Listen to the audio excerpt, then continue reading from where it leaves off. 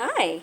Okay, I thought I would do a real quick video and show you how I managed to get these pages to look really old, really nasty, really dingy, and that way if you're going to make a spell book, whether it's Hocus Pocus or whatever, Harry Potter, Disney, whatever you want to do, it's easy to do. So first you're going to need a pan. I just took paper and crumpled it up and then kind of spread it back out. In here I just had a little bit of hot water and a tea bag. I did a family size tea bag, but it doesn't matter. You could use coffee, but the tea bag kind of gives you the right color. And then all you want to do is start kind of stamping this. And if you get it a little thicker in places, perfect. Don't worry about it. It'll be fine.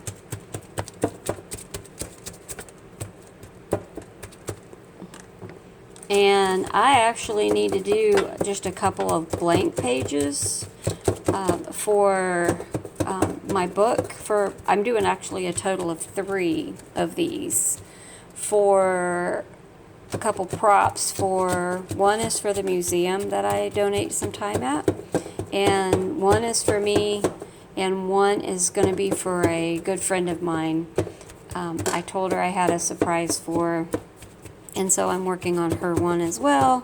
I picked up different eyeballs, and I'm going to be doing videos on all of those. So that's it. That's all we're doing. And then I'm going to go ahead and layer another layer of plain paper because I need just some plain pieces. But you could go and just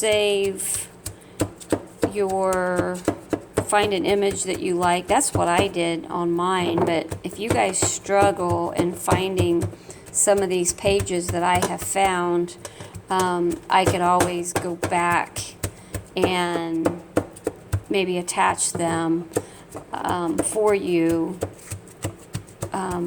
maybe in the description if I need to.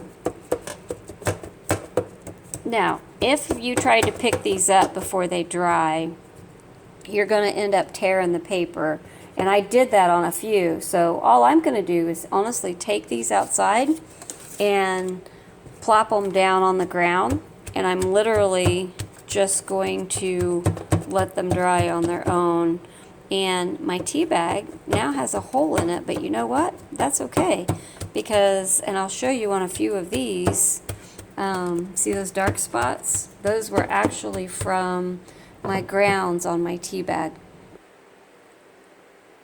Okay, so I went ahead and I paused it, only because I ripped one of my papers trying to move it around a little bit, and my tea bag ended up springing a big old hole. But I'm going to tell you, it's fine. So I'm going to take these out, let them dry, and then after they're dry, you can come in. Now some of these aren't going to, I have a small book I'm working on and a large book I'm working on. So like this one's going to be cut, and some of this is going to go away.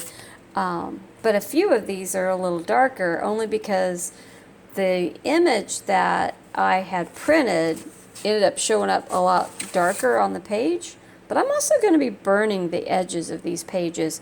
And if you notice on this one, I ripped a couple pages, and it's going to look wonderful because it's old. But some of these had tea on them, and when I got done and after they were dry, I brought them in. Like this one's a perfect example. I brought it in and I just literally took the dried tea off the page on the kitchen counter, and then cleaned up the mess. So it looks really gross, but it'll look even older. So if you do what I did and you sprung a hole, and I realized I did it, and so I just kind of took my hand and pushed everything around, so that way maybe I don't have so many big spots all at once. But you don't want to push so hard though that you literally tear your paper, because I ended up doing that. I have, I don't know, 4 pages in here. I'm just literally going to go outside though and dump this on a cookie sheet flat, and just let them dry. You could also just leave them in this pan, because once they dry, it's going to be easier to pick them up and take them out. But for now, I'm just going to take them outside. I'm going to set them in the garage. I'm just going to let them dry. And that's how you get your pages looking old. So grab a regular piece of paper, ball it up, and literally do this, and then pull it back out, and a dry piece of paper, and lay it down, and then try to be careful. But if you spring a leak and you get a hole in your tea bag, it's fine. I think my fingernail had done it, so I'm actually not worried about that. It's going to be awesome. Here's some of the pages that I've already done.